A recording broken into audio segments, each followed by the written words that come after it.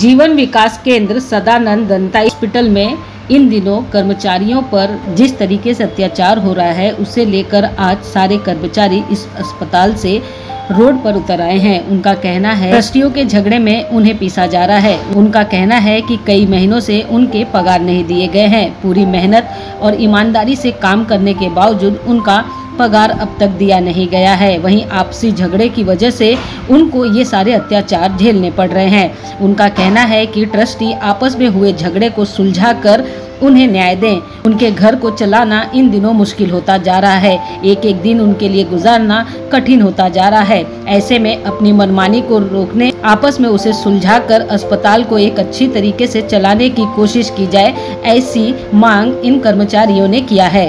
वहीं आपको बता दें, यह ट्रस्टी हॉस्पिटल है जहां पर कई सालों से लोग अपना इलाज करवाने आते थे। लोगों का आरोप है कि यहाँ पर बेवजह के पैसे खर्च किए जा रहे हैं, लेकिन कर्मचारियों को उनका पगार नहीं दिया जा रहा है। उनके वेतन को रुकाकर उन्हें परेशान किया जा रहा है ताकि वो इस अस्पताल को छोड़ दें और ट्रस्टी इस अस्पताल को बेच किसी और चीज़ में इसका इस्तेमाल करें।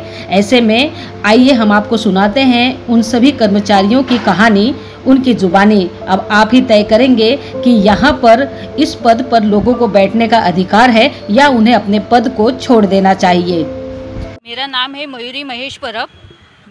15 ते 20 वर्ष झाली मी इथे काम करते आहे।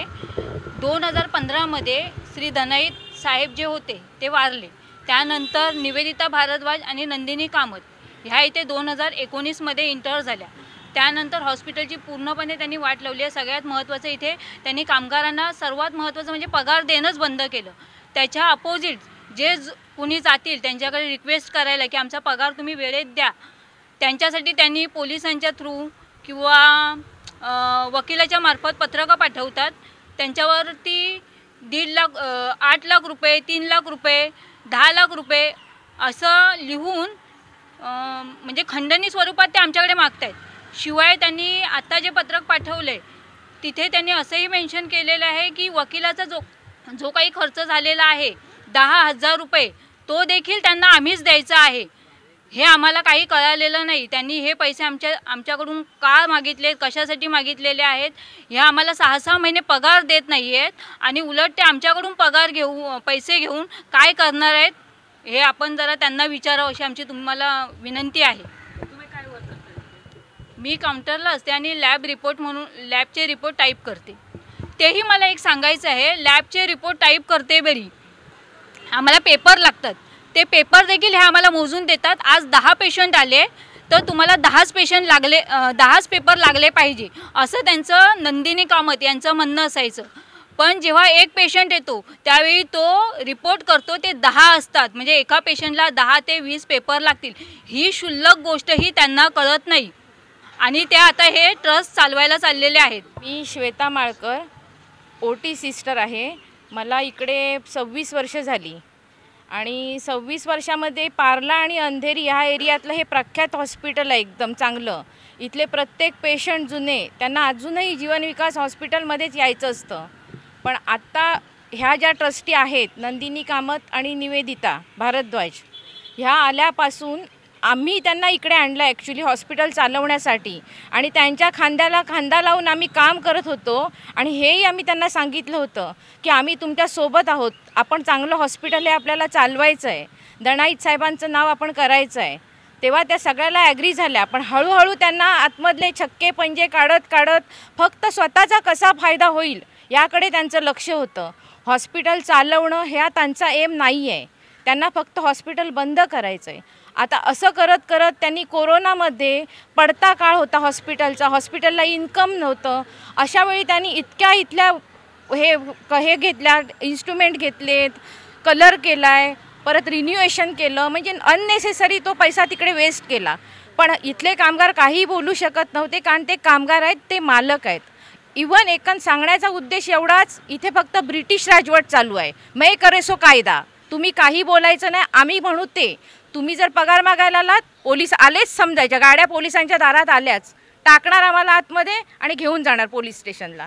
आता तुम्ही सांगा, जर ह्याच कामगारांचा पगारच होत नाही आहे आणि ह्या कामगार इतक्या लांबून येत आहेत, पोलीस स्टेशनमध्ये टाकल्यानंतर त्यांना बाहेर काढून आणायला त्यांच्याकडे पैसे नाही आहेत ना। मग ह्यांनी तेच ओळखलेलं आणि प्रत्येक वेळेला ह्यांचे फोन पोलीस स्टेशनला. काय झालं, पगार मागायला गेलं पोलीस स्टेशनला. यांचा एवढाच उद्देश आहे, ह्यांना हॉस्पिटल चालवायचं हे चिन्ह दिसत नाही आहे. इथून जे चांगले डॉक्टर होते आज पण त्या डॉक्टरांच्या नावाने पेशंट येत आहेत आणि ते काय विचारतात, आमच्याकडे ते हे डॉक्टर होते ना, ते कुठे गेले. डॉक्टरांची सॅलरी देत नाही आहे तर ते त्यांचा टायमिंग वेस्ट का करतील इथे. ते सोडून गेले. सोडून गेल्यानंतर आपला बाबा जुना डॉक्टर जात आहेत, त्यांना काहीतरी रिस्पेक्ट आहे, त्यांच्या नावाने पेशंट येत आहेत. आणि अशा वेळेला ते पेशंट येत असताना तुम्ही त्या डॉक्टरना म्हणू पण शकत नाहीत की डॉक्टर तुम्ही जाऊ नका, थांबा, आपण काहीतरी बघूया, देऊया. असं करून डॉक्टरांना रिक्वेस्ट करणे ही यांची जबाबदारी आहे. पण ते असं दाखवतात डॉक्टर म्हणजे नोकर आहे, आला काय आणि गेला काय, त्याला रिस्पेक्ट नाही. असं हॉस्पिटल चालत नाही. आणि एवढंच मला म्हणायचं आहे की हे हॉस्पिटल त्यांना चालवायचं नाही आहे. आणि कामगारांना पगार देणं बंद केलं, कामगार उपाशी मेला की तो आपोआप सोडून जाणार. आणि असं करतच आमचे कामगार मेलेले सुद्धा आहेत, पैशाअभावी मेलेले आहेत. आणि आज आम्हाला जिथे ट्रीटमेंट फ्री मिळाली पाहिजे तिथे ट्रीटमेंट फ्री मिळत नाही आहे. आज आम्ही चक्कर येऊन पडलो तरी पहिलं डिपॉझिट भरा आणि मग ॲडमिट व्हा. माझ्या घरातला माणूस इथे येणार, त्याच्यानंतर तो डिपॉझिट पे करणार आणि त्याच्यानंतर किंवा माझाच एखादा वर्कर माझे पैसे भरणार आणि मला ॲडमिट करणार. आणि त्याच्यानंतर मिळो किंवा नाही मिळणार पैसे त्याचा काय अंदाज नाही आहे. आणि मेडिसिनसुद्धा आता इंजेक्शन आणायचे काही आणि म्हणजे आम्ही पेशंटना आमची जीव तोडून सेवा देतो आहे. आमचा घाम गाळून आमचं काय दुखतं हे न सांगता मी पेशंटसाठी पळतो आहे. पण आज आमची सेवा करायला इथे हॉस्पिटल समर्थ नाही आहे. हॉस्पिटल समर्थ आहे, हॉस्पिटलचा कामगार समर्थ आहे, पण हे ट्रस्टी समर्थ नाही आहेत. इकडे 60 ट्रस्टी आहेत आणि त्यांचा इंटरनल काही प्रॉब्लेम असू देत, कोण ट्रस्टी आहे कोण ट्रस्टी नाही ह्याच्यामध्ये त्यांचे काही इश्यू आहेत, त्यांच्या कोर्टात केसेस चालू आहेत, त्याच्याशी आमचं काही देणं घेणं नाही आहे. पण जो साईन अथॉरिटी ट्रस्टी आहेत आणि एक बाप म्हणून ह्या लेकरांकडे बघणं गरजेचं आहे. पण जिथे बापच चुकतो आहे तिथे लेकरं तरी कशी गप्प बसणार. जेव्हा स्वतःच्या पोटाला चिमटा बसतो तेव्हा पुढचा माणूस बोलणारच ना की माझा पगार कधी होतोय म्हणून. मग ही काही चूक आहे का, पगार कधी होतो हे विचारणं किंवा मागणं, आपल्या हक्काचं मागणं. आम्ही वाढवून तर मागत नाही आहोत, आमचे जे ॲग्रीमेंट होते ते नाही आहेत, काहीच नाही. आणि आता ऑलमोस्ट आमचा सगळा स्टाफ आहे तो रिटायरमेंटला आलेला आहे. ह्या एजमध्ये 50, 59 कोण आहे 48, ह्या एजमध्ये आता कुठे नोकरी शोधायला जाणार आहे, कोण नोकरी देणार आहे. आणि जेव्हा विचारलं की सांगतात आम्ही सिनियर सिटीजन. तुम्ही सिनियर सिटीजन, मग आम्ही 50 झालेले कोण, आम्हाला जर आम्ही काही जवान आहोत आम्हाला 50 नंतर कुठल्या दुसऱ्या हॉस्पिटलमध्ये जॉब मिळणार आहे का. मग ह्याचा विचार करायला नको का. तुम्ही सिनियर सिटीजन म्हणता आणि आत्ता प्रत्येकाची मुलं शिकत आहेत, कोणाची कॉलेजला जात आहेत, काही आहे, मग त्यांच्या फीचा तुम्ही विचार करत नाही. तुम्ही फक्त सिनियर सिटीजनचा विचार कसा काय करू शकता. माझं एवढंच म्हणणं आहे की ह्या ट्रस्टीनी थोडं समजून घेणं. म्हणवतात तर त्यांनी उभं राहू नये, सीटवर बाजूला व्हावं आणि ती जागा कोणाला तरी चालवायला द्यावी. आणि यांच्याकडे सायनिंग अथॉरिटी आहे, ती साईन अथॉरिटीचा ह्यांनी गैरफायदा घेऊ नये. पाच उंगली आहेत, त्या 5 उंगलीमध्ये 3 माझ्या 2 तुझ्या असा भेदभाव नाही. कामगार क्वालिटी वाईज सगळे सेम आहेत, कॅटेगरी वाईज ABC, या कॅटेगरी वाईज त्यांचा सॅलरी वाढवली जावी. माझा आहेस तू, तुझा आहे मी, असं काय सॅलरी वाढवणं हे योग्य नाही. आणि ते इथे घडत आहे म्हणजे ह्यालाच म्हणतात ब्रिटिश राजवट. पण ब्रिटिशांनी सुद्धा काही गोष्टी चांगल्या केलेल्या, पण ह्यांनी काहीच चांगले केलेलं नाही आहे. ब्रिटिश आमची मागणी आहे की आमची सॅलरी वेळेवर व्हावी आणि हॉस्पिटॅलिटीज आम्हाला सगळ्या व्यवस्थित वेळेवर मिळाव्यात. आणि आमचे ॲग्रीमेंट ज्यानुसार कायद्यानुसार जे ठरलेलं आहे ॲग्रीमेंट अमुक वर्षी व्हावी, तशी आमची ॲग्रीमेंट व्हावी. 2019 मध्ये कोरोनामध्ये यांनी आम्हाला घरी बसवलं का की इथे पेशंट नाही, काम नाही म्हणून. पण ह्या स्वतः आमच्या जागेवर बसून कामं करत होत्या. कोरोना पॉझिटिव्ह असून देखील क्वारंटाईन त्या एअरपोर्टवरून डायरेक्ट इकडे यायच्या. एअरपोर्टवरून तेव्हा रूल असायचा की तुम्ही क्वारंटाईन व्हा, पण नाही, त्या इथे येऊन बसायच्या. निवेदिता भारद्वाज हे त्यांचं नाव. बरं, आणि त्यांनी काय आम्हाला रिझन दिलं की काम नाही. मग तुम्ही 8,000 वाउचर कोणत्या बेसिसवर घेत होत्या. त्या स्वतः एक्सपेन्सिव्ह म्हणून 8,000चं वाउचर काढत होत्या, परंतु त्यावेळी स्टाफला पेमेंट देत नव्हत्या. 8,000चं वाउचर त्या स्वतः काढत होत्या. सर्व स्टाफला बसवून निवेदिता भारद्वाज स्वतः काउंटरला बसत होत्या आणि स्टाफला त्यांनी बाहेर काढलं होतं. स्टाफ त्यांच्या समोर बसलेला असायचा. बिन पगारी त्यांनी आम्हाला 1 महिना अगदी बाहेर समोरासमोर अगदी बसून राहायच्या. आणि आमचं रेकॉर्डिंग करायच्या नंदिनी कामत, आम्ही बसलेलो असायचं, त्या रोज येऊन आमचे फोटो पण काढायच्या. त्यांना हे खूप भारी काम जमतं. माझं नाव अमृता बेर्डे. आम्ही एवढे कामं करतो, आमच्या मावशा पण कमी आहेत, तरी पण आम्ही 2-3 सांगते आम्हाला मावशा वाढवून द्या, आमच्या कपड्यासाठी आम्हाला 2-3 हे द्या, रबर शीट वगैरे द्या. का डिलिव्हरी पेशंट आल्याचे त्यांचं बिलिंग एवढं होतं, 2-3 सांगून पण आम्ही ऐकत नाही म्हणजे नाहीच. आणि सांगितलं कधी कोणती गोष्ट मागितली मॅडमकडनं आमच्या, तर मॅडम आता बोलण्याच्या लायकी त्या तोंडात शिवी येते, पण ती शिवी द्यायची तर लायकी पण नाही तिची आता, पण काय बोलून उपयोगच नाही आहे. आमचे ॲग्रीमेंट रखडले ते पण आमचे देत नाही आहेत. आमच्या आता घर मला येऊन टपली आमच्या घरात. मी ते विचारतो असं केलेलं आहे, नवऱ्याला आणि पोऱ्याने उचलायचं इथे येऊन राहायचं, हा एकच विचार केलेला आहे, बाकी काय केलेलं आहे. घर भाडं घ्यायला तर मी घर सोडून आणि इथे येऊन राहील, मी तर हा विचार केलेलाच आहे. भले काय पण होऊ दे, मग पोलीस होऊ दे या काय पण होऊ दे. मग पेशंट नाही म्हणून जे म्हणतायत की नाही, इथे पेशंट नाही म्हणजे जे आता सांगितलं तुम्हाला की डॉक्टर बरेच सोडून गेलेले आहेत. डॉक्टर का सोडून गेले तर त्यांना पेमेंट नाही वेळेत, त्यामुळे डॉक्टर सोडून गेले. जर डॉक्टरच इथे अवेलेबल नसतील तर पेशंट कसे काय ॲडमिट होतील. तरी देखील इथे डॉक्टर तेलंग म्हणून आहेत, म्हणजे जे ऑर्थोपेडिक आहेत, सर्जन आहेत, त्यांचे पेशंट होत आहेत. पण मेडिसिनसाठी जे काही डॉक्टर आपल्याला अवेलेबल असायला हवे होते ते नाही आहेत आता सध्या. त्यामुळे बरेच पेशंट इथे म्हणजे ॲडमिटही होत नाही आहेत. काही डॉक्टरांच्या नावाने यायचे पेशंट तेही आता येत नाही आहेत. पण ह्याचा सर्व दोष ती लोक कामगारांनाच देतात की तुमच्यामुळे पेशंट येत नाही आहेत म्हणून. पण हा सर्व दोष त्यांचाच आहे की त्यांनी डॉक्टरांना पेमेंट दिला नाही आणि इथून ती लोक सोडून चालले आहेत. कामगारांमुळे पेशंट येत नाही तर कामगारांसाठी पेशंट न येणे आमच्यावर माथ्यावर मारतात. तर कामगारच प्रत्येक इथे पेशंट ॲडमिट करायला आणि पेशंट आणायला कामगारांचे रिलेटिव्ह, कामगारांचे ओळखीचे कामगार पेशंट यावा म्हणून वेगवेगळी पत्रकं काढून काहीतरी स्कीम राबवतात. हे सगळं कामगार करतो, हे आमचं काम नाही, हे मॅनेजमेंटचं काम आहे. तरीसुद्धा ते आम्ही स्वतः इनिशिएटिव्ह घेऊन आम्ही करतो त्याच्यासाठी प्रयत्न की कसा पेशंट हे बरं. ही एवढ्या इथेमध्ये सगळ्यात स्वस्त संस्था हीच एकच आहे. तर ह्यांनी त्याचे रेट प्रत्येका बाहेरचे जसे रेट आहेत तसे रेट इथे वाढून ठेवले त्यांनी मनानुसार. तर इथे पेशंट येणार कसा. इथे येणारा हा गरीब जनतेसाठी येणारा पेशंट आहे, सगळं मध्यमवर्गीयांसाठी आहे. तर त्यांचे रेट वाढल्यामुळे त्यांना घराच्या बाजूला पण त्याच रेटमध्ये मिळत असतील तर ते इथे कसे येतील. आम्ही त्यांना त्याच्यासाठी रिक्वेस्ट केली की तुम्ही ह्या जो किंमत ठेवलेली आहे ती कमी करा किंवा त्या तुम्ही आम्हाला शिकवायचं नाही, तुम्ही अनएज्युकेटेड आहात, तुम्ही आम्हाला शिकवायचं नाही.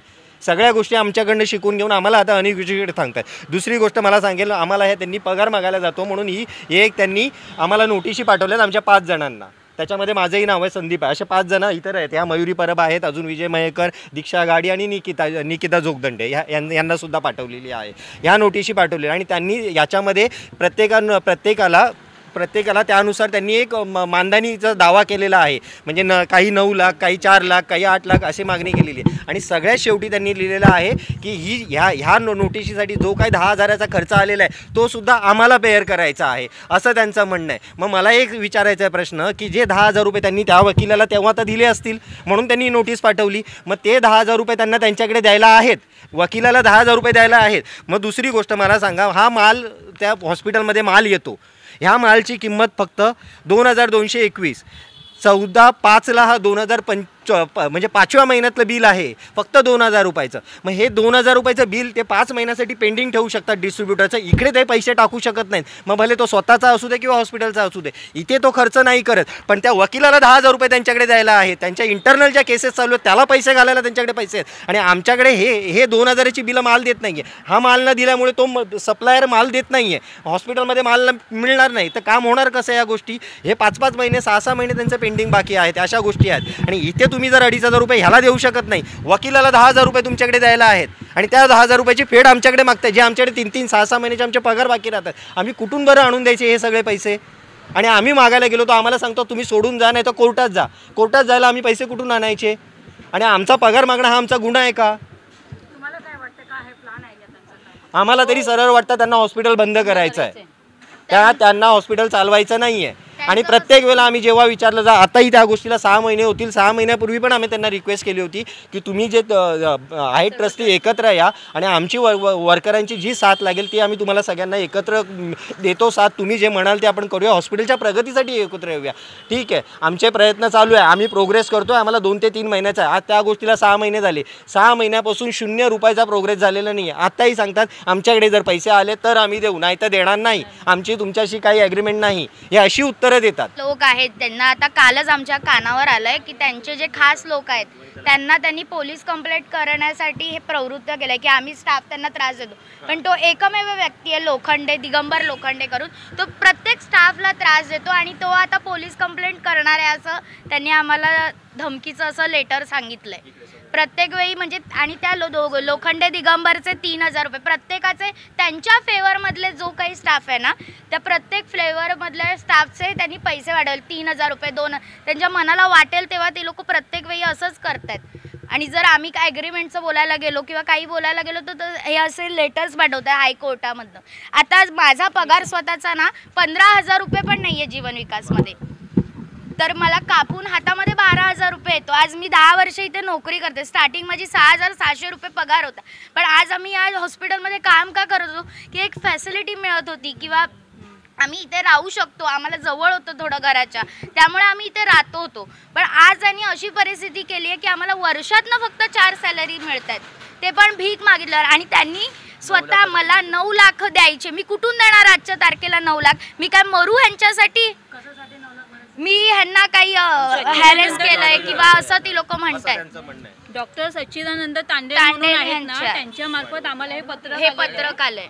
ॲडव्होकेट सच्चिदानंद तांडे ही जी एम्प्लॉई आहे दीक्षा घाडी, ही मागील 3 महिने कामावर हजरच नाहीये आणि त्यांच्यावर पण त्यांनी ब्लेम केलेला आहे. त्यांची मेजर ऑपरेशन झालेलं आहे, त्यांच्यावर पण त्यांनी ब्लेम केलंय की ही मला त्रास देते. आता हे पत्रक पाठवून किती खोटं दर्शवतायत. ही व्यक्ती 3 महिने नाही, ती व्यक्ती काय त्रास देईल? स्वतः ग्रस्त आहे ती व्यक्ती. आजच्या तारखेला आमचे मावशींचे मिस्टरवाले जेव्हा आमच्या समोर हे सगळं घडलं ना तेव्हा आम्हाला खूप फील झालंय. आज आम्हाला सॅलरी नाही आहे तर आम्ही कुठे कुठे एक्स्ट्रा वर्क पण करतोय, रात्री 12-12 वाजता घरी जातोय. मग आम्ही कसं जगायचं? आणि ह्यांचा छळ थांबतच नाही त्यांचा. प्रत्येक वेळी सांगतात सोडून जा, सोडून जा, सोडून जा. आम्ही सोडून जाणार कुठे? आमचं ॲटलिस्ट द्या, आम्ही तयार आहोत सोडून जायला. पण आम्हाला इथे राहून करायचंय काय? प्रत्येक वेळी आम्ही कशाला इथे ह्यांच्याकडे भीक मागू? जेव्हा आमचा स्टाफ नजरेखालून जेव्हा आम्ही मरताना, आज आमचा अजून एक वॉर्ड बॉय ॲडमिट आहे तिथे, त्याला डायलिसिस सांगितलंय, तो रिटायर झालाय, त्याचे 2 वर्ष दिलेले नाहीयेत गोष्टी, तो बिचारा झुजतोय. त्याला बिचाराला ऍडमिट होण्यासाठी आजच्या तारखेला डिपॉझिट भरून तो ऍडमिट झालाय, त्याचं डायलिसिस केलं.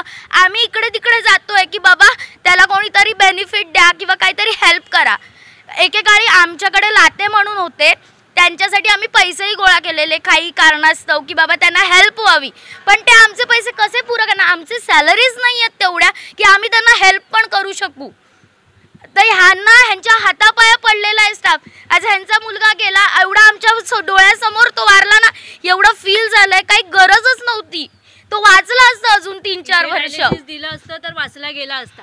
डायलिसिसची जर सुविधा आपल्या इथे आहे तर दिलं पाहिजे होतं त्यांना. म्हणजे स्टाफला फ्री देऊ शकता ना. जर आपल्या घरामध्ये ती सुविधा असेल तर आपण परक्या लोकांना पण घरात बसवून बोलतोय नाही घ्या ही सुविधा. पूर्वीच्या काही लोक टीव्ही वगैरे बघायला लोकांच्या घरी जायचंय ना, मग आता ही डायलिसिसची सुविधा त्यांचा मुलगा वाचला असता. त्याला जगायची एवढी आशा होती. आज ही मावशी, ही सुनंदा मावशी पाया पडली, मॅडम माझ्या नवऱ्याला इथे ॲडमिट राहू द्या, माझ्या घरी कोण नाहीये, कोण बघणार, माझी आई आजारी आहे. ती अक्षरशः पाया पडून रडली. त्या बाईला कीव नाही वाटली. ते एकट्या बाई, आता तिला मूल नाहीये तर ती आता कुठे जाणार, कोण करणार? तिचा पूर्ण पाय हा बघा सडलाय, पूर्ण पाय. हे त्यांनी बाहेर केलं. आणि या नंदिनी कामात निवेदिता भारद्वाज वारंवार तुम्हाला काय करायचं करा, चला आम्ही पोलीस स्टेशनला फोन करतो, आम्ही इकडे फोन करतो, सगळीकडे आम्हाला पूर्ण दादागिरी करून आम्ही हा गुन्हा 6 वर्ष सहन करतोय. आम्हाला सहन होत नाहीये हे सगळं. आता प्रत्येक जण घुसमटलंय. आज आम्हाला गरज होती मीडियाची म्हणून आम्ही रिक्वेस्ट केली की आम्हाला द्या, कोणीतरी मदत करा. ते डॉक्टर तेलंगानी स्वतः व्याजाने पैसे काढून आम्हाला मध्ये पगार दिलेला. मध्ये ट्रस्टी पण कधीतरी, बाकीचे 5 ट्रस्टी रेडी आहेत काहीतरी करूया, पण ह्या दोघी कुठेही सपोर्ट करत नाहीयेत. महिना आता बघा, आज तारीख आहे, आज महिनाभर ती बाहेर बसलेत. पूर्ण महिनाभर त्या बाहेर आहेत, त्यांना काही पडलेलीच नाहीये स्टाफची. स्टाफ जगतोय, मरतोय, उरतोय. आता तो व्यक्ती जो ॲडमिट आहे त्याला डायलिसिसची गरज आहे किंवा त्याला काही मेडिसिनची, आज मेडिसिन ती लोक बाहेरून घेतात. 10-15 हजाराची त्यांची मेडिसिन असेल, कसं जगणार ती लोक, काय खाणार? तो व्यक्ती रिटायर होऊन पण 12,000 रुपयासाठी परत नोकरी करतोय का? माझं घर चालावं, माझे पैसे इथे अडकलेत, मी इथे राहिलो तर मिळेल. काय करणार? आता ह्या मावशीला ही मावशी रिक्वेस्ट करत होती की मी येऊ का, तिला पण नाही घेतलंय का? ह्या बोलतात किंवा काय त्यांच्याकडे मागायला येतात पैसे, आम्ही मागायला येतो, तुम्ही वाईट. ह्या मॅडमचं पण नाव त्यांना माहिती नसेल प्रत्येक वेळी की ह्या मॅडम कोण आहेत, तरी त्यांची नावं लिहिलेत पोलीस स्टेशनमध्ये. 3 FIR दर्ज केलेत त्यांनी.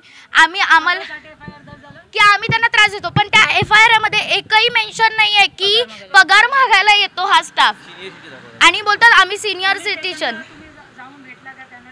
हो, पोलीस स्टेशन काही म्हणाले नाही, आम्ही याच्यात काय करू शकत नाही, तुम्ही लेबर कोर्टात जा. पण आम्ही लेबर कोर्टात जाण्यासाठी आम्ही पैसे कुठून, सगळ्याचं सोंग आणता येईल पण पैशाचं सोंग आम्ही कुठून आणू, कुठून देऊ? आम्हाला आता ट्रॅव्हलिंगला सध्या पैसे नाही आहेत. लोक व्याज काढतायत, लोन घेतायत, कोणाकडे तरी भीक मागतायत, स्वतःचे दागिने विकतायत. आज इथे किती कामगार आहेत, आमचं आयुष्य नवीन चालू झालंय त्याच्यामध्ये पण आम्हाला ह्या लोकांचा सपोर्ट नाहीये. पोलिसांनी पण खूप समजवलंय पगार देऊन टाका, तरी ते ऐकत नाहीयेत. पोलिसांनी आश्वासन देतात आणि नंतर तोंड दाखवायला येत नाहीत. आणि जेव्हा कधी त्या हॉस्पिटलमध्ये येतील आणि आम्ही बोलायला गेलो त्या सांगतात तुम्ही आम्हाला काम करू देत नाहीत म्हणून. सर, तुम्ही किती लोक आहात आणि आतमध्ये ट्रस्टी असतात का? तुम्ही जेव्हा जातात त्यांच्याकडे तुमचा मागणी घेऊन तर काय रिप्लाय असतात त्यांचा? 5 ट्रस्टींचा रिप्लाय असतो की आम्हाला तुमच्यासाठी करायचं, आम्ही तुम्हाला सगळं देऊ. ह्या 2 ट्रस्टी आहेत, निवेदिता भारद्वाज आणि नंदिनी कामत. ह्या प्रत्येक वेळेला त्या गोष्टी ह्या पण ट्रस्टीचे निवेदिता भारद्वाज म्हणून आहेत, त्यांच्यावरती सायनिंग ऑथॉरिटी त्यांना दिलेली आहे. निवेदिता भारद्वाज त्यांना सध्या सायनिंग ऑथॉरिटी.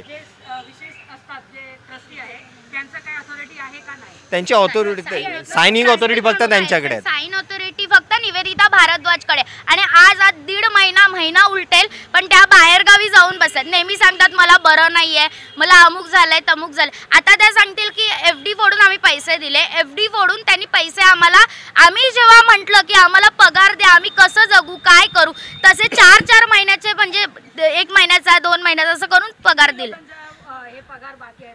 सगळ्यांचाच. एक 75-80च्या आसपास सगळे परमनंट आणि कॉन्ट्रॅक्ट. हां, सगळे कॉन्ट्रॅक्ट मध्ये एक 10-15 जण असतील, बाकीचे आता परमनंट आहेत. कारण बरेचसे लोक आता रिटायर व्हायला लागलेली आहेत, रिटायर होत आहेत. आणि दुसरी गोष्ट, त्या ज्या 2 ट्रस्टी आहेत निवेदिता भारद्वाज आणि नंदिनी कामत, या फक्त दोघांचंच खरं करतात, स्वतःच खरं करतात. त्या दुसरं कोणालाही विचारत नाही, काही नाही. त्यांना जे पाहिजे ते आणणार, त्यांना जे पाहिजे तसं करणार, बाकी कुणालाही काय करणार नाही. आमच्या 4थ्या माळावर मागे एक आमचा 4था फ्लोअर आहे, तो रिपेअर करून ठेवला. त्याला जवळजवळ 70-80 लाख आसपास, काहीतरी करोडच्या आसपास त्यांनी खर्च केला आणि रिपेअर करून नंतर तो बंद ठेवला. तो आता अवस्था त्याची परत तशीच झालेली आहे आणि अशी त्याच्या नंदच बंद ठेवलेला, त्याचा वापरही केला ना. असे त्यांनी बऱ्याचशा गोष्टींमध्ये पैसे व्यर्थ घालवलेले आहेत. आणि आम्ही जर त्यांना काही रिक्वेस्ट करायला गेलो, बोलायला गेलो की तुम्ही अनएज्युकेटेड आहात, तुमच्याशी मला बोलायचं नाही आहे असं म्हणून आम्हाला पळून लावतात आणि पोलिसांना बोलवतात. आणि बरं, पोलिसांना पण खोटी तक्रार करतात. त्या गेटच्या इथे उभ्या असतात, आणि गेटच्या इथे उभ्या असताना पोलिसांना फोन करून कंप्लेंट करतात की यांनी आम्हाला डांबून ठेवलं आहे. पोलिसांनी पण 2-3 वेळा त्यांना विचारलेलं आहे की इथे डांबून ठेवलेलं आहे, तर तुम्ही डांबून तुम्हाला ठेवलेलं नसताना तुम्ही खोटी कंप्लेंट कशी काय करता? अशा खोट्या कंप्लेंट करून ते आम्हाला प्रत्येक वेळेला फसवतात. आमची एकच मागणी आहे की हॉस्पिटल व्यवस्थित चालावं आणि आमच्या स्टाफच्या पण आम्हाला सगळ्या गोष्टी पूर्णपणे मिळाव्यात. ही आमची फक्त एकच मागणी आहे. 1972ला 1 नोव्हेंबरला भारताच्या पंतप्रधान श्रीमती इंदिरा गांधी यांनी या हॉस्पिटलचं उद्घाटन केलं होतं. तेव्हा हॉस्पिटलचे मेन जे होते सदानंद नाईक, त्यांनी आता गेली 50 वर्ष खूप हॉस्पिटल हे चालतं आहे. पण नवीन ट्रस्टी आल्यापासून त्या नवीन ट्रस्टीनी हॉस्पिटल चालवलं पाहिजे याच्याकडे लक्ष देत नाहीत. किंवा इथे एक चांगले प्रतिष्ठित डॉक्टर होते जे आज उपनगरामध्ये लोकांना गरजेचे आहेत, किंवा त्यांच्यासाठी लोक अगदी खूप डोंबिवली कल्याणपासून बोरिवलीपासून येणारी लोकं होती, ते डॉक्टर सोडून गेलेत.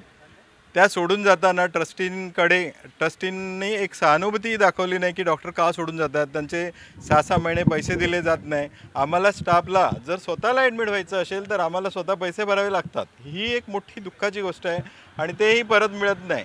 ह्या ट्रस्टी जे काय आता व्यवहार चालला आहे त्यांचा, तर त्यांच्या एकंदरी वागण्यातून ते आम्हाला त्रासदायक वाटतात. आम्हाला हॅरेसमेंट होते, आम्हाला पगार मिळत नाही.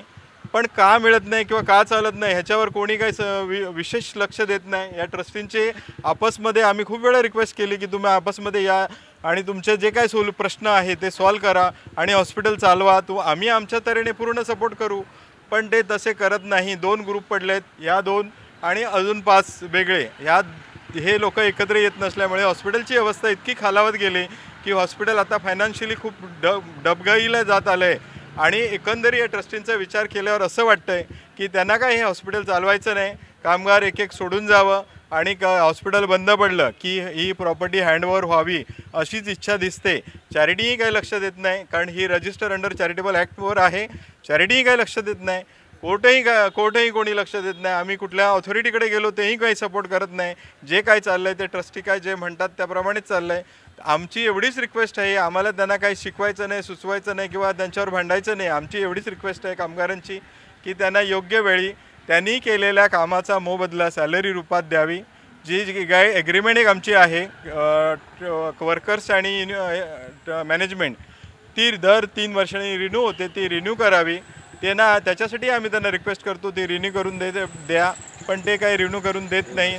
तर कामगारांसाठी जे काय सुविधा आहेत, मेडिकल फॅसिलिटी, बोनस म्हणा किंवा ॲग्रीमेंट किंवा इन्क्रीजमेंट, ह्या कुठल्याही गेल्या काही वर्ष काही चालत नाही.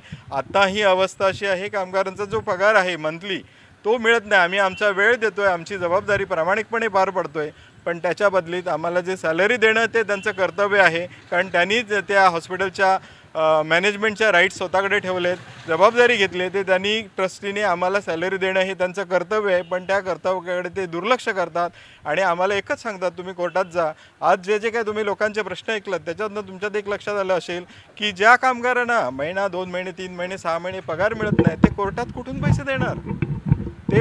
आणि काही कामगारावर जे त्यांनी ॲलिगेशन्स घेतलेत म्हणजे त्यांच्यावर नुकसान भरपाईचा खोटा क्लेम केला आहे की कोणी 5 लाख भरा, 8 लाख भरा, त्यांना द्यायचे ट्रस्टीना कामगारांनी. त्यांना साधं एवढं कळायला हवं की ज्या कामगारांना गेली 2-2, 3-3, 4-4, 5-6 महिने पगार मिळत नाही ते एवढे लाखो रुपये कुठून देणार.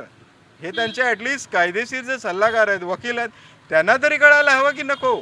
आम्ही त्यांना ही पण रिक्वेस्ट केली होती, जर तुम्हाला जमत नसेल किंवा तुम्हाला आम्ही अनएज्युकेटेड वाटत असेल तर तुमचे जे कोणी एज्युकेटेड लोक आहेत, वकील असतील किंवा जे अजून कोणी सल्लागार असतील, कोण पॉलिटिकल असतील, कोणीही असतील, त्यांना घेऊन या, आपण त्यांच्यावर मीटिंग करू आणि हा हॉस्पिटलचा प्रश्न जे सॉल्व्ह करू. जे 50 वर्ष हॉस्पिटल झालं ते आज डबघाईला आलं आणि बंद व्हायची वेळ आली.